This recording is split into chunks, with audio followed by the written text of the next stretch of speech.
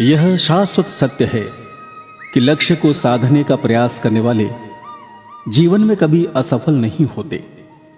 लक्ष्य हमेशा बड़ा होना चाहिए ताकि साधने के लिए अधिक परिश्रम करना पड़े। लक्ष्य यानी टारगेट पर निशाने लगाने का क्रम तब से है जब से मनुष्य ने सोचना शुरू किया है। इतिहास के सुनहरे पन्नों को पलटें तो रामायण व महाभारत काल में भी भगवान राम से लेकर अर्जुन ने लक्ष्य को भेदने के लिए तीरों की वर्षा की है। असत्य पर सत्य की जीत में भी धनुष व तीर का ही उपयोग हुआ है। अहंकार को मिटाने के लिए भी तर्कश से तीर निकालने पड़े।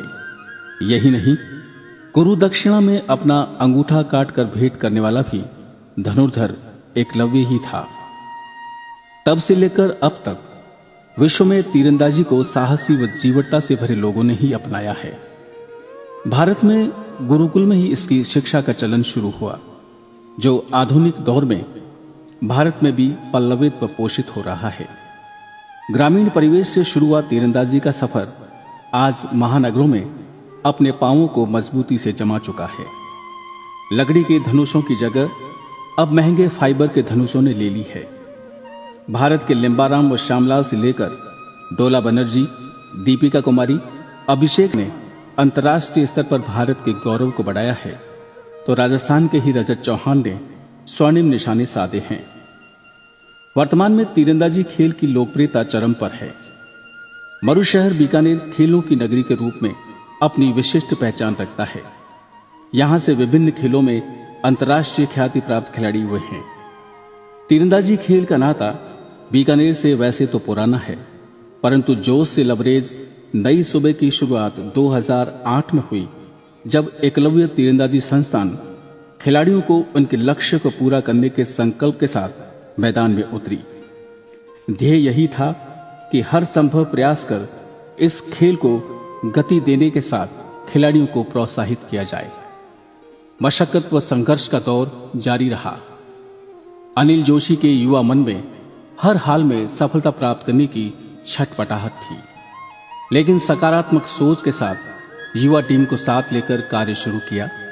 और कहते हैं, जहां चाह वहां राह।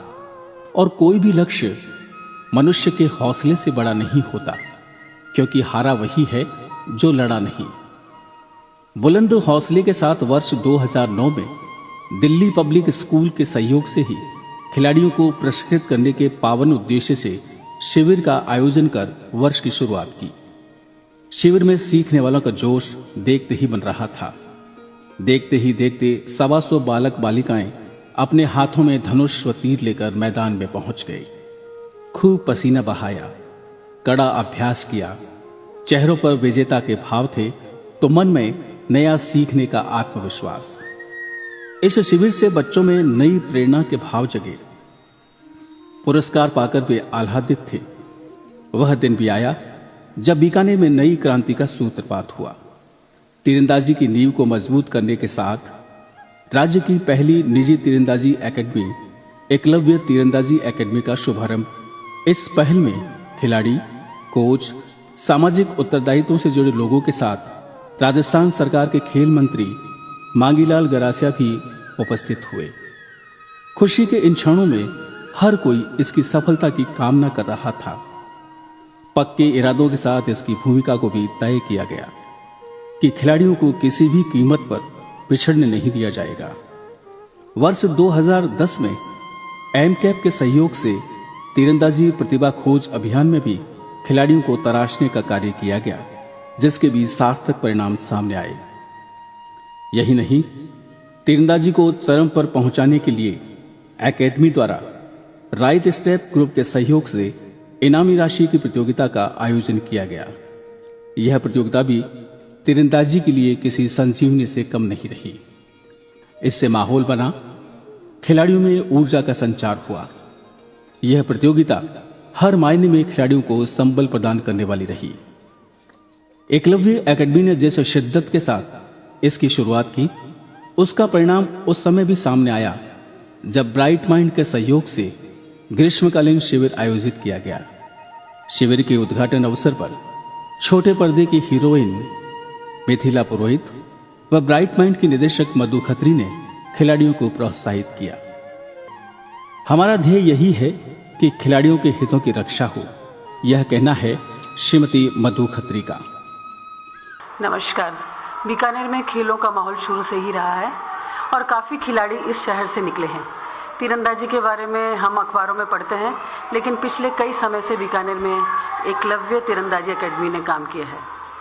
उसके लिए वो बधाई के पात्र हैं और एकेडमी के माध्यम से कई खिलाड़ियों ने बीकानेर का नाम भी रोशन किया है। हमारे स्कूल ने भी एकलव्य एकेडमी के साथ काम किया है। पूरी तरह खेलों को समर्पित एकेडमी को वर्ष 2010 में राष्ट्रकुल खेलों की बैटन रिले में जब बीकानेर पहुंची तो एकेडमी के अध्यक्ष अनिल जोशी को भी सहभागी बनने का अवसर दिया गया। यह उनके खेलों के प्रति समर्पण का ही परिणाम था। एकलव्य एकेडमी द्वारा भारतीय तीरंदाजी संघ को राष्ट्रीय प्रतियोगिता के लिए लगातार 3 वर्षों तक विजेता ट्रॉफी उपलब्ध करवाई गई। यह खेल भावना दिखाने वाली वह एकमात्र निजी एकेडमी है जिसकी सराहना भारतीय तीरंदाजी संघ द्वारा की गई। एकेडमी द्वारा प्रशिक्षित खिलाड़ियों ने राज्य स्तर पर अपना शानदार प्रदर्शन कर अपना दबदबा कायम रखा है। एकेडमी द्वारा सेना के जवानों को भी शिविर लगाकर तीरंदाजी का प्रशिक्षण दिया गया। वह नजारा यादगार व अद्भुत रहा। एकेडमी की सोच केवल तीरंदाजी खेल तक ही सीमित नहीं है, बल्कि अन्य खेलों के उत्थान विकास में भी अग्रणी भूमिका निभा रही है। वर्ष 2013 में एकलव्य अवार्ड समारोह में राष्ट्रीय व अंतर्राष्ट्रीय खेलों में अपनी श्रेष्ठता का प्रदर्शन करने वाले सभी खेल